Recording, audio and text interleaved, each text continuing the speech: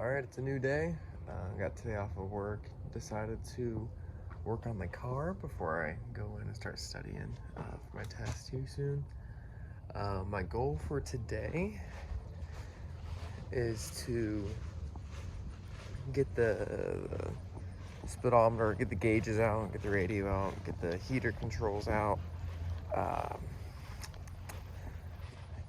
think I said radio already, but yeah, my goal is to get all of this lovely stuff off. Ooh, it stinks in there. All right, my goal,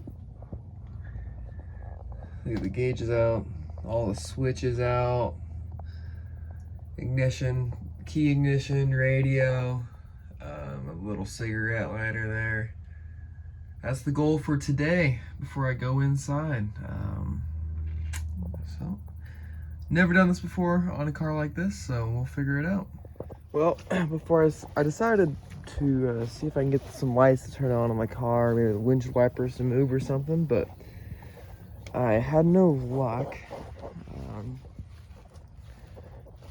Put one of the old truck batteries in here. I had a charge on it still and hooked it up to the starter.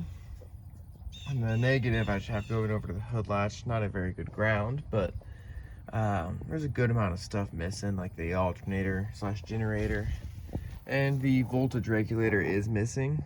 So that makes sense why nothing's turning on, but a little disappointed I couldn't get anything to come to life on it before I took it apart. So anyways, back on the main goal. All right, so I'm laying on some plywood underneath the dash right now. I'm looking at this. Ooh, there it is. Don't know what this is. But looks to be two missing connectors on it. I got this black wire just hanging here. Again, don't know where this goes. I can see it moving up here. Bet you that's for the horn.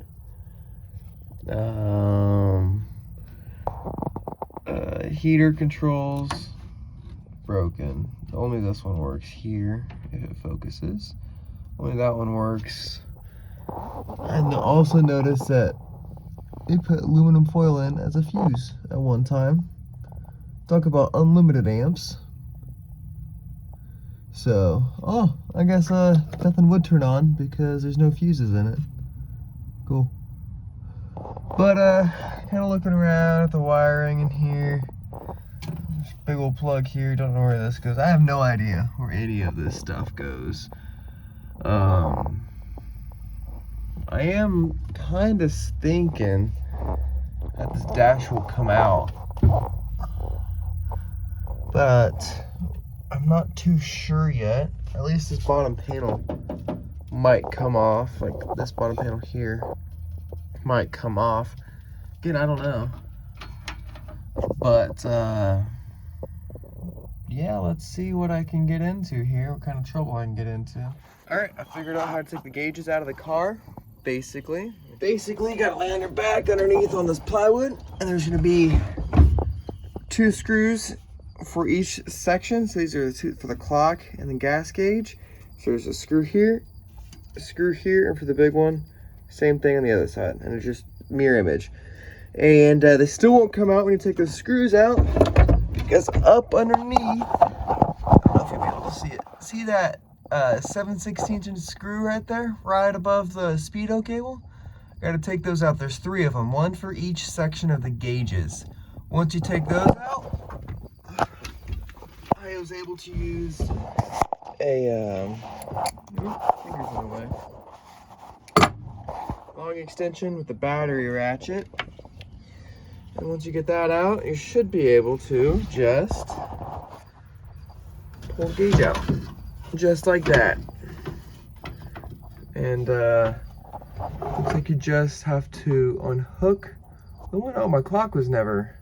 Oh, I got a blanking plate for the clock. I don't have an actual clock there. That sucks. Huh, well, unplug that, and I'll thread the screws back in so I don't lose them, and we'll continue on with the rest of them. Okay, so this has just turned into my own personal records for this car. Looks like for the lights, green wire up top, followed by, looks to be a black wire right here, blue, dark blue, light blue, and another gray wire over there on the other side, just for the lights. Another thing I noticed is that the Speedo cable didn't thread in. It just simply pushed in. I'm not sure if that is correct or not. On the old Ford, I know that it threads in, screws in so it can't fall out. So a little bit interesting there. And these just, right here, they just pull out. They aren't threaded in or anything. They're just a pull type securement. So once again, just another picture for myself of how this goes back together when the time comes. There it is. All right, I got all of them removed. This one's still hanging here. I just wanted to show the wires once again. This is for, I don't remember what that one is. That's engine oil, and that's temperature gauge. So we have a green and an orange and a black and a brown. These wires will probably get replaced, but I just wanted to show them just in case I don't replace them. Yeah, but another thing I have noticed is that the clock wire for power for the clock is right here. So it looked like this car just didn't have the factory option for it, which I might look into seeing about adding in the future. Well, just money, right? So I'll get these parts bagged up and tagged. All right, I got another correction for myself about this gauge. This left one here is a warning gauge for engine oil, generator, and I can't read it. But you look at the back side, and brake. See? There should be 4 light bulbs in there, and they were all just hanging in there. Well, 3 of the 4 are. I don't know where the 4th one is, but yeah, a little bit interesting. Not an actual gauge, just a warning light system. So that's kind of cool. Kind of cool. All right, I'm working on taking out the headlight switch now. Start off with taking out the knob. You're gonna pull this out so it's in the full on position. And there's a little button on the bottom of the thing. You press in the button and then you pull out the rest of this arm. Next, you're going to unscrew this. Let me go get a bigger screwdriver that'll fit that real quick. All right, so I don't have a wide enough screwdriver, so I'm using a little pry bar. It works. So your next thing you're gonna do is you're gonna stick it in there and just unscrew it here. So I'll come back when I get it unscrewed so I get 2 hands. All right, once you get this removed, this just unscrews along with the little decorative shield here. The switch should just come right on out. Here it is. Here's the switch. With the, looks to be 1 wiring terminal on it, which makes it real nice to wire up again, but here we go. Here's that button I was talking about that I had to push in order to remove the shaft right here. Push that in, pull the shaft out. There we go. I'll unplug that and we'll move on to the next thing. All right, next is the wiper switch. There's a little teeny tiny screw right there. Little teeny tiny screwdriver. And I'm just gonna unscrew this screw right here. I'll come back when it's done. Got the wiper switch out now. Basically after you take out this set screw right here, same thing, just unscrew the collar right here. It'll pop out the back. And you got 1 little blue wire that plugs into the terminal right here. So, looks good. All right, next is the ignition coil, or the, I don't know where you put the key. It's not a coil. Anyways, I don't have the keys. Notice there's a teeny tiny hole right there. Take yourself a paper clip, the only paper clip I have in the house apparently, and you're gonna feed it into that hole right there, and you're gonna feel it, turn it counterclockwise. I hope I don't have to have the key to do this. I'll be right back. After messing with it for a while, I've determined that I need the key in order to get that out. You're supposed to be able to stick it in that little teeny tiny hole I showed you guys and turn it counterclockwise, and it should pull out. And sounds like I'm gonna have to get a key made for this. So I'll have to get I've been told that there is a number on the side of the tumbler here, and I'm gonna try to get a picture of that and take it down and get a key made for this car so I can try to get that out. All right, now I'm working on heat selection and air selection system of it. So it looks to be 2 screws here, 1, 2, 1, 2 underneath, and you're gonna have to unhook your heater control cables here. There's a Jesus clip on the actual cable itself, so I just unhooked them from right here for now, and then when I can get this whole thing down and out where it's easier to work on, I'll take it out, take the Jesus clip off then. So let's go ahead and get this sucker out. Okay, after much struggles, I finally got this thing out. Turns out it's got to slide backwards. These tabs slide into it, so you just can't pick it up. It's got to slide backwards. It doesn't feel like it wants to slide backwards, but that's the only way that it came out for me. So now that I have it loose, I'm going to take off those Jesus clips, probably break them, and move on to the next thing. But like I said, 4 screws. 1, 2, 3, 4, right there. And it's got to slide directly backwards to get it out. Backwards. Before I get too carried away, this was plugged into the side of it, or on the back side of it, sticking straight out the back on the left side of it. There is a plug on it. Right there. Alright, I decided that instead of removing the Jesus clips on those and breaking them, that it would just be easier to remove the cables. So I already got the ones off in here. There's a cable that goes here and it loops onto the flapper. This probably controls the floor valve going up to the dash. And there's one behind this braking panel. I just have it hanging down here right now. It goes here. And it goes straight down to down there, right at the tip of my finger. And that, I don't know what that one does. That probably controls temperature. Yeah, it controls temperature, how much heat you're having coming through, I believe. I don't know, not too terribly sure. And then there's one more over here on the outside of the car. Comes through the firewall and into the heater box. I don't know if I can't see my phone screen, but it's right there. So we'll get that off and we'll call her good. All right, got this side off. Unfortunately, that little post right there that actuates the air coming in did have a Jesus clip on it, and it shot off and I said Jesus, so it's gone. But got the cable loose and it should just pull right through the firewall. And I'll pull it from the other side, but it should pull through the firewall. All right, got it out. Able to save the cables without cutting anything.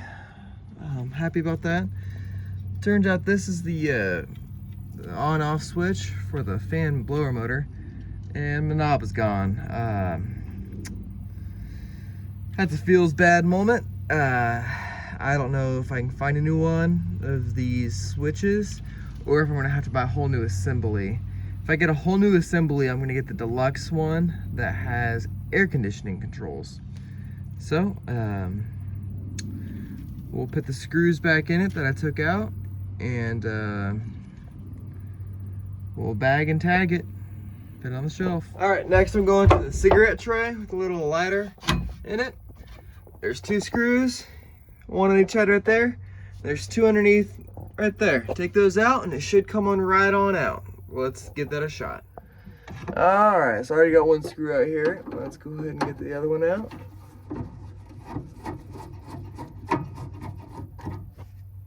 All right, both those screws are out. Let's move on to the other ones up here. Hopefully I can just slide you guys down a little bit.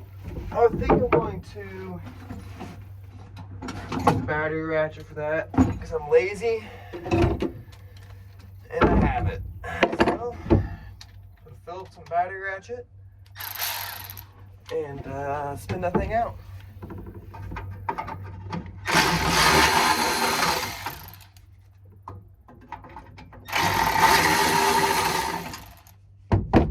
Two screws out. Got a pile of those in a shed. Yep. Right on out. Alright, now that it's out, just unplug the wire on the back for the cigarette lighter.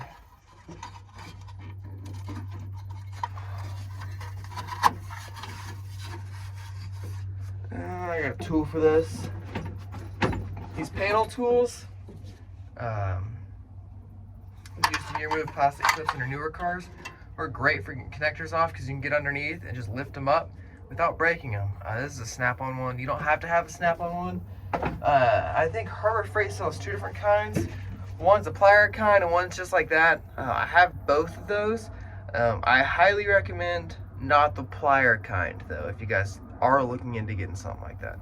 So now that the cigarette tray is removed, let's tag and bag it and move on. All right, next, removing the radio. I removed one just to figure out how it's done. It's exactly like the F100 truck series. Get your panel tool, and these knobs just pull right off. Some people are able just to pull off their hands. I can't do that, so go underneath here, right, and just pry it off.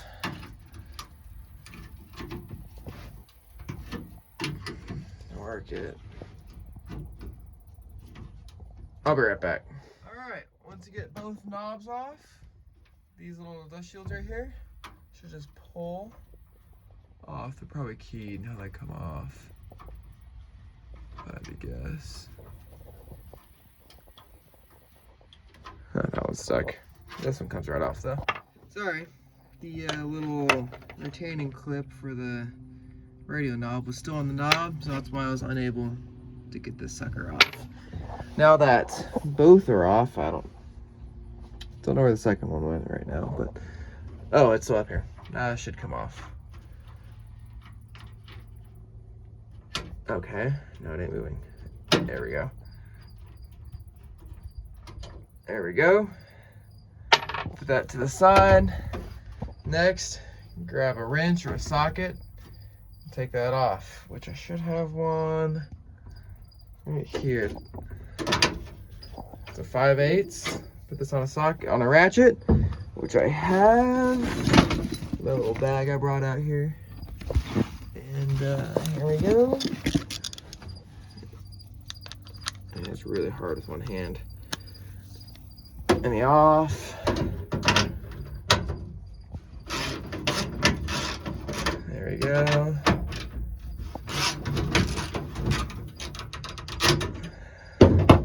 Once they start spinning,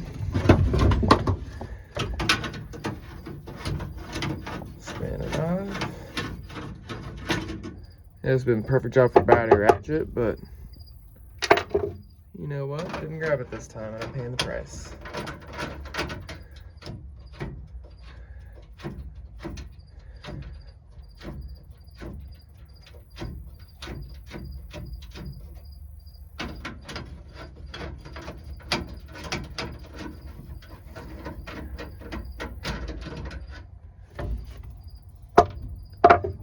Both of these are off. Now, front cover comes off, exposes that. Now this might, I don't know if it's gonna be like the F100, might have a bracket on top here. I'm gonna have to look, so I'll be right back. All right, so I was right, there is another screw holding it in. Not on top like the F100, but it is right there. So we'll back that out and the radio should just fall on out. All right, let's get that out. All right, we got it out. Be sure to unplug your two wire connecting points here, and your antenna here. There's your other wire connecting point and your antenna right here. So total of 3 connections. 1, 2, 3. And it basically falls on out. So now I'm going to reassemble everything. And should just go here. And I'll be back when I get it reassembled so I don't, lose anything. So I'll be right back. All right, the last and final thing I'm gonna do in this video is remove the glove box lid. It's just screws along the bottom. Take them out, and you should fall and have to lift out like that. Yeah, I got a good amount of parts to put away, and I'm happy with that progress for the day. So I'm gonna call it a day there once I get this removed. Got it out. Just 3 screws along the bottom. Lifted up to release those hooks from their holes, and she comes right on out. I'm gonna call it quits there for the day. I'll pick it up again tomorrow, and we'll see what I get done tomorrow. Like I said, calling it quits there for the day. Tomorrow, see what I get done tomorrow. But thank you for watching, and till next time.